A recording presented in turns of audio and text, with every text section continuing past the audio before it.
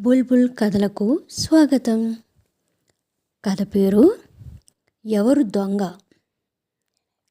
కందనవోలు అనే ఊరిని ఒక రాజు పరిపాలించేవాడు. ఆ రాజు దగ్గర ఒక బంగారు హారం ఉండేది. ఆ హారం చాలా ఖరీదైనది. ఒకరోజు అంతఃపురంలో ఎవరో ఆ హారాన్ని కాజేశారు. ఎవరిని అడిగినా నాకు తెలియదు అంటే నాకు తెలీదు అన్నారు. రాజు ఒక కుండ తెప్పించాడు. దానికి బాగా మసి ఉంది. అంతఃపురంలో పనిచేసే వాళ్ళందరినీ పిలిపించాడు. కుండ గదిలో పెట్టి లోపలున్నది మహిమగల కుండ. ఒక్కొక్కరే కళ్ళు మూసుకుని పోయి దానిని ముట్టుకొని కళ్ళు తెరవకుండా అలాగే బయటకు రావాలి. ఎవరు దొంగతనం చేసి ఉంటే వాళ్ళ చేతికి మసి అంటుతుంది అని చెప్పాడు.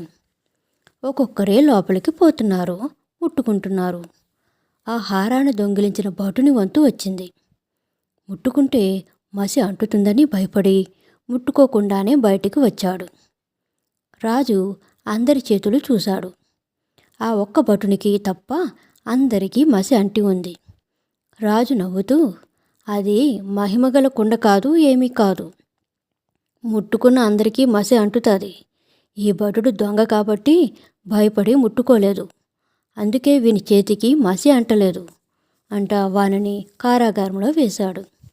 కథ నచ్చినట్లయితే లైక్ చేయండి, షేర్ చేయండి, సబ్స్క్రైబ్ చేయండి. Thank you so much.